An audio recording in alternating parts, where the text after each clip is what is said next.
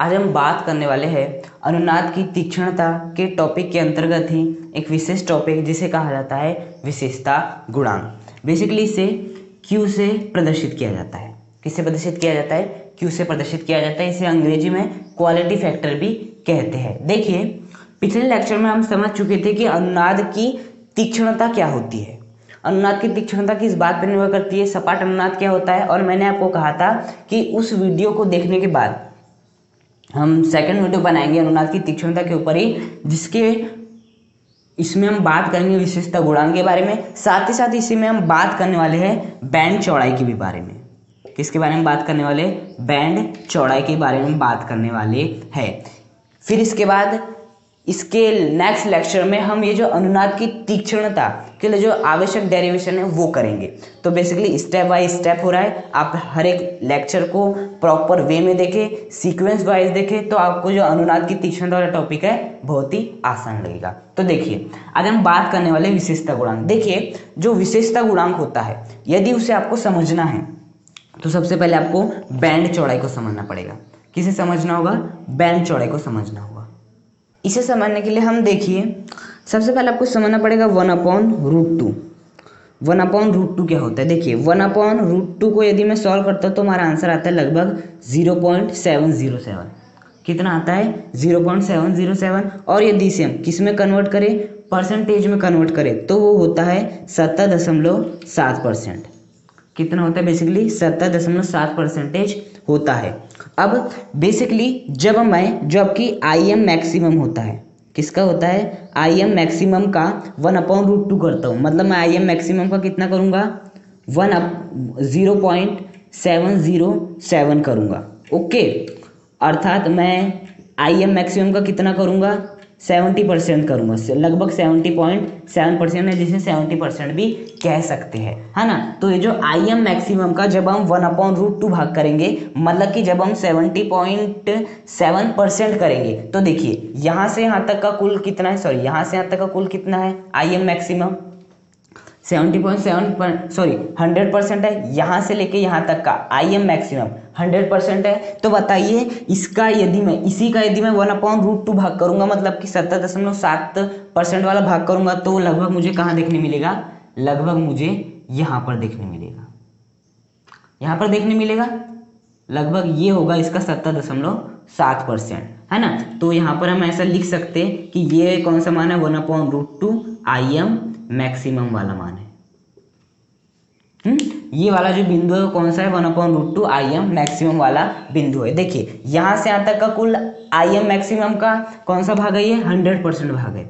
कौन सा भाग है? यहाँ से यहाँ तक का 100% भाग है।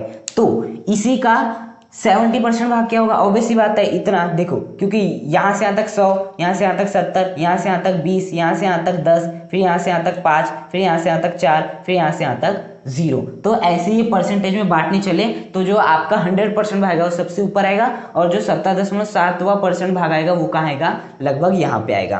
तो बेसिकली ये जो है, इसे हम क्या कर लेते हैं? मिटा लेते हैं। ये बेसिकली आपका पिछला ग्राफ था, तो पिछले ग्राफ के लिए हमें प्राप्त हुआ था।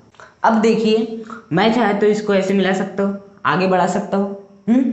अब हम मान लेते हैं कि ये वाला जो है, ये वाले बिंदु पे जो आपकी आवृत्ति है वो कितनी आपकी? F1 है, और ये वाले बिंदु पर जो आवृत्ति है वो कितनी आपकी?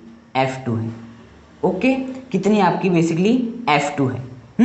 मैंने देखिए क्या था, यहाँ से यहाँ तक का कुल भाग कितना था? 100% था। अब मैंने जब इस IM मैक्सिमम का 1/√2 भाग लिया, मतलब मुझे IM मैक्सिमम का कितना भाग लेना पड़ेगा? 70.7%। तो इसका 70.7% ये होगा। तो जब मैं इसे मिलाऊंगा तो ये प्राप्त हो जाएगा 1/√2 IM मैक्सिमम। तो बेसिकली ये वाला जो भाग है, इसे यदि मैं आगे मिलाऊं, यहाँ से आगे मिलाऊं, तो यदि मैं इसे F1 नाम दे दूं, मतलब कि F1 आवृत्ति पे हमें बेसिकली ये धारा प्राप्त हो रही है, F2 आवृत्ति पे हमें ये धारा प्राप्त हो रही है। तो जो आपकी बैंड चौड़ाई होती है ना, वो लगभग यहाँ से लेके यहाँ तक की होती है। मतलब यहाँ से यहाँ तक की जितनी भी चौड़ाई होती है, यहाँ से लेके यहाँ तक की जितनी भी चौड़ाई होती है, उसे क्या कहते हैं? बैंड चौड़ाई कहते हैं। और बेसिकली बैंड चौड़ाई का फॉर्मूला कितना होता है? F2 माइनस F1 होता है। क्या होता है? Basically F2 minus F1। अब F2 माइनस F1 क्यों? क्योंकि देखो, यहाँ से लेके यहाँ तक की, मतलब कि यहाँ से लेके यहाँ तक की जो भी वैल्यू होगी वही होगी आपकी बैंड चौड़ाई। इतनी बात तो आप समझते हैं ना। तो बेसिकली यहाँ से यहाँ तक का भाग ज्ञात करना है, तो मुझे क्या करना पड़ेगा, यदि मैं यहाँ से लेके यहाँ तक के भाग में से यहाँ से लेके यहाँ तक के भाग को माइनस कर देता हूँ, फिर से यदि मैं यहाँ से लेके यहाँ तक के भाग में से यहाँ से लेके यहाँ तक के भाग को माइनस कर देता हूँ, तो मुझे इतना भाग प्राप्त हो जाएगा। जब मैं इस F2 यहाँ से लेके यहाँ तक का भाग क्या है, पूरा F2 है, इसमें से जब मैं यहाँ से लेके यहाँ तक के भाग जो कि क्या है, पूरा F1 है यहाँ से यहाँ तक का भाग F2, यहाँ से लेके भाग का भाग F1, तो जब मैं इसमें से इसको माइनस कर दूंगा तो मुझे इतना मिल जाएगा, और मुझे यही तो ज्ञात करना है बैंड चौड़ाई। इसलिए बैंड चौड़ाई क्या हो जाएगी हमारी, F2 माइनस F1 बेसिकली हो जाएगी इतनी। अब बेसिकली मुझे F2 की वैल्यू निकालना है और F1 की वैल्यू निकालना है। तो देखो जो बेसिकली आपकी F2 होगी उसकी वैल्यू क्या होगी, देखो आपको F2 की वैल्यू निकालना है, मतलब यहाँ से यहाँ तक की वैल्यू निकालना है। यहाँ से यहाँ तक की वैल्यू निकालने के लिए आप क्या कर सकते हो, आप ऐसा कर सकते हो F0 प्लस, देखिए यहाँ से लेके यहाँ तक का जो दूरी है वो कितने मान लेता हूँ, डेल्टा F, और यहाँ से लेके यहाँ तक की जो दूरी है आपकी वो भी मैं कितना मान लेता हूँ, डेल्टा F मान लेता हूँ। मान लिया यहाँ से यहाँ तक डेल्टा F, यहाँ से यहाँ तक डेल्टा F, है ना। तो यदि मुझे F2 लिखना होगा तो बेसिकली ये जो यहाँ से यहाँ तक कुल F2 है, तो F2 किसके बराबर हो जाएगा, यदि मैं यहाँ से यहाँ तक प्लस यहाँ से यहाँ तक कर दूँ, मतलब कि यदि मुझे टोटल इतना प्राप्त करना है, F2 प्राप्त करना है, तो मुझे इतना जो कि F0 है प्लस इतना जो कि आपका डेल्टा F है, उसे क्या करना पड़ेगा, जोड़ना पड़ेगा इस प्रकार से। तो क्या हो जाएगा आपका F2 F0 plus delta F बराबर F2। उसी प्रकार से यदि मैं F1 ज्ञात करना चाहता हूँ तो मुझे क्या करना पड़ेगा, देखो मुझे F1 का मान ज्ञात करना है, मतलब यहाँ से यहाँ तक का मान ज्ञात करना है, तो मैं क्या ऐसा कर सकता हूँ, F0 minus delta F।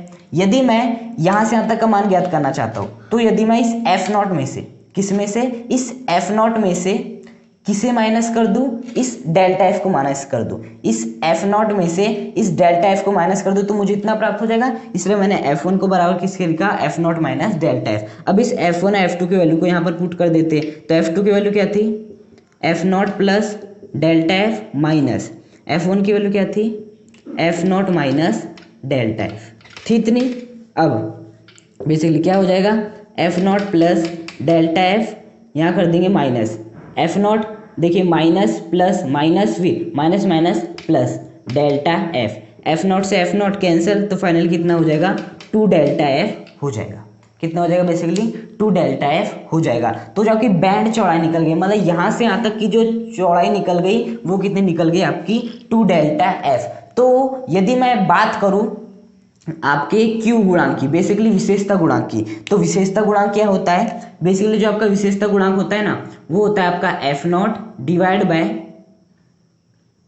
F2 minus F1, और F2 माइनस F1 क्या है, आपकी बैंड चौड़ाई है। बेसिकली क्या है, आपकी बैंड चौड़ाई है। तो मान रख दो, क्या हो जाएगा आपका F0 अपॉन 2 डेल्टा F, क्या हो जाएगा, F0 अपॉन 2 डेल्टा F। तो Q का जो बेसिकली हमें मान प्राप्त हुआ है वो कितना प्राप्त हुआ है, F0 अपॉन 2 डेल्टा F, जहां पर 2 डेल्टा F क्या है, बैंड चौड़ाई है, जबकि F0 क्या है, वह आवृत्ति है जिस पर धारा का मान अधिकतम प्राप्त हुआ है। तो देखिए हमें सबसे पहले क्या, किसका मान ज्ञात करना था, बैंड चौड़ाई का मान ज्ञात करना था। तो बैंड चौड़ाई बेसिकली क्या होती है, इस F1 आवृत्ति, मतलब कि जब हम धारा का 1/√2 भाग लेते हैं, जो कि 70.7% होता है, जब जो कि यहाँ प्राप्त होता है, तो उनपे जो भी आपकी आवृत्ति आती है वो होती है F1 और F2। और बेसिकली जो F1 और F2 है ना, ये वाली जो आवृत्ति मिली है F1 व F2 है, इन्हें कहते हैं अर्ध शक्ति आवृत्तियां।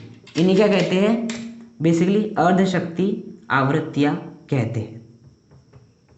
जब हम धारा का मान 1/√2 गुना करते तो जो हमें संगत आवृत्ति प्राप्त होती है उस आवृत्ति को क्या कहते हैं, अर्ध शक्ति आवृत्तियां कहते हैं। इतनी बात आई समझ में। तो बेसिकली यहाँ से लेके यहाँ तक जो भी डिस्टेंस हो जाएगी वही बैंड चौड़ाई हो गई। तो बैंड चौड़ाई एक प्रकार से देखें तो क्या हो जाएगी आपकी, यहाँ से यहाँ तक, मतलब कि F2 माइनस F1। अब मुझे F2 की वैल्यू निकालना था तो मैंने इस F2 की वैल्यू निकाल लिया, फिर मुझे F1 की वैल्यू निकालना था, F1 की वैल्यू निकाल लिया, रख दिया, तो बैंड चौड़ाई कितनी आ गई, 2 डेल्टा F आ गई। अब जैसे बैंड चौड़ाई हो गई तो Q गुणांक क्या होता है, आपकी अनुनादी आवृत्ति डिवाइड बाय बैंड चौड़ाई, तो बैंड चौड़ाई 2 डेल्टा एफ आ गई और अनुनादी आवृत्ति कितनी हो गई एफ नॉट। तो यहाँ से क्यू का फॉर्मूला कितना निकल गया F not upon 2 delta F. तो बेसिकली इस लेक्चर में हमने विशेषता गुणांक को पढ़ा और बैंड चौड़ाई को पढ़ा। नेक्स्ट लेक्चर में इसके ऊपर जो डेरिवेशन है अनुनाद की तीक्ष्णता के ऊपर उसे हम पढ़ने वाले हैं।